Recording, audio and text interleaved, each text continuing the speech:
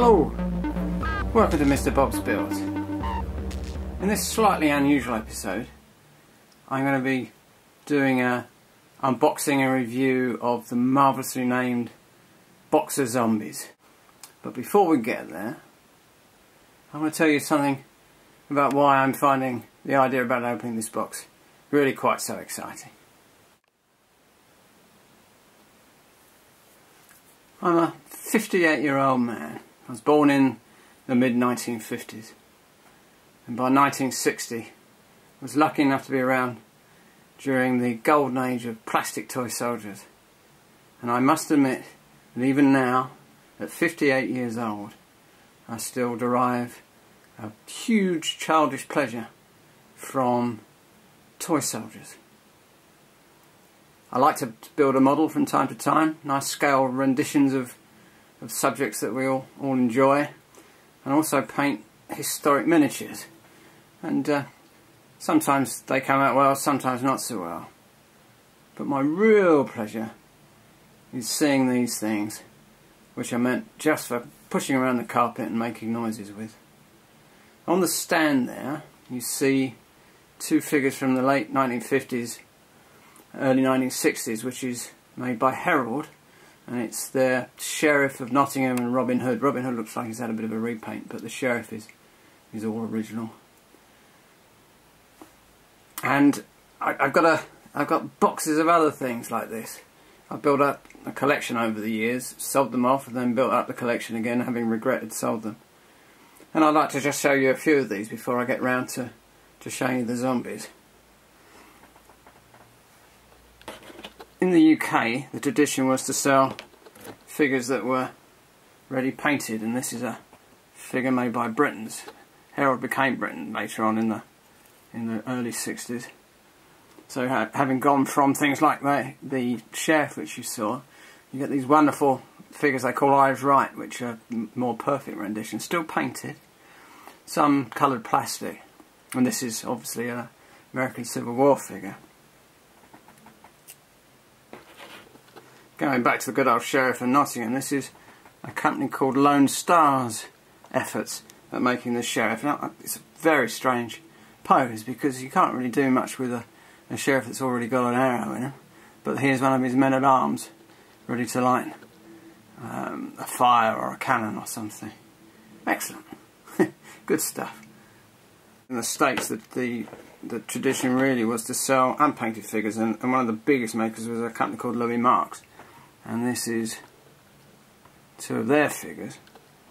It's Al Capone and Elliot Ness from their playset, the Untouchables playset.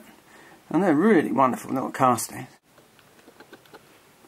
Unfortunately, while the tradition of painted toy soldiers has pretty much left these shores, there are still makers who turn out things not for scale modelling, but just for sheer toy-like pleasure. And here's two from a company called Replicants, which is owned by a man called Peter Cole, based in Lewes in Sussex, UK. And here we have Elizabethan tavern owner and a serving wench, which capture the sort of the joy of playthings that some of the earlier ones did too. And now I'm going to cut to a photograph which shows my painting of a set made by a chap called Steve Weston of a Wild West roundup, which I painted. And it's a thing of joy, a thing of beauty.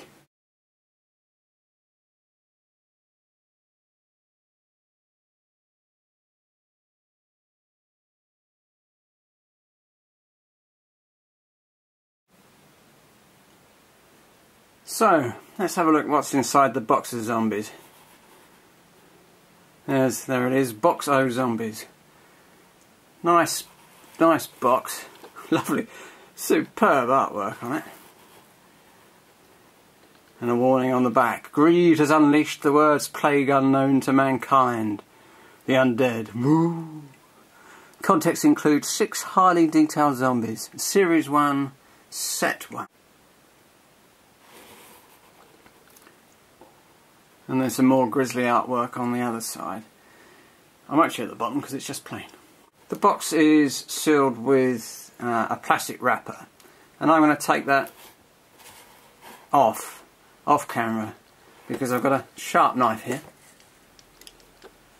and I don't want to cut myself and bleed in front of everybody, especially if I'm going to be touching the undead. Okay, that's the wrapper off, and now let's see what's inside.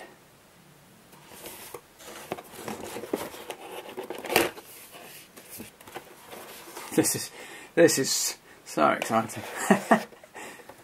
Well, we got fantastic packaging there. We got 1, 2, 3 layers. So 6 figures.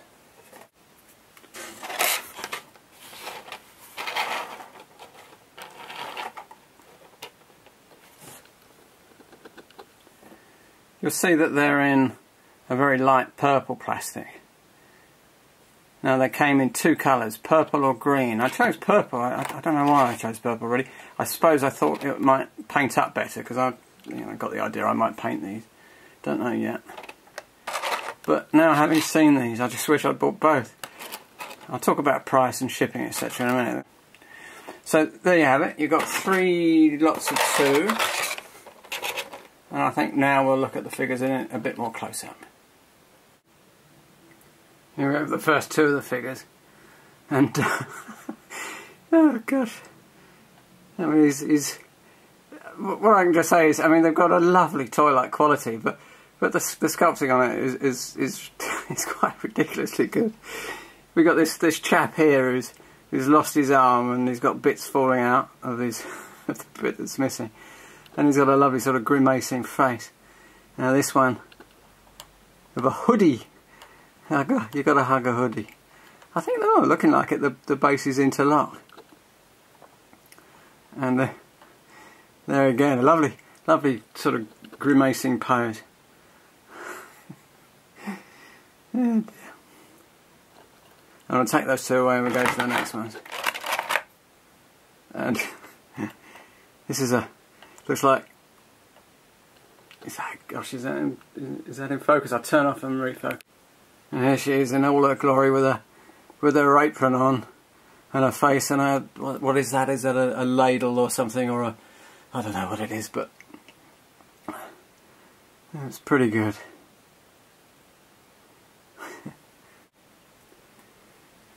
And now we've got a couple of females. It looks like this one is meant to be a nurse or something. She's got a little hat on and she's got a hypodermic syringe. Oh dear. And a teenager with a little school scarf on.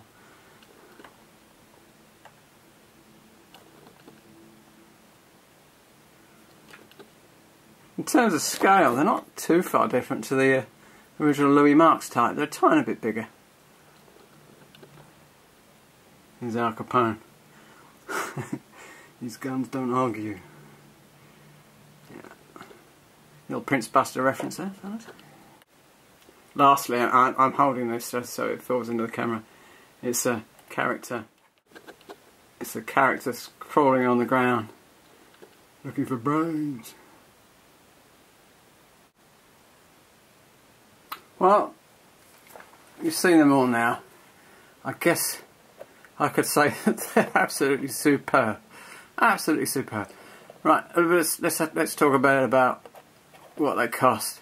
It does look as though those bases fit together as some sort of jigsaw puzzle. I'll have a look at that.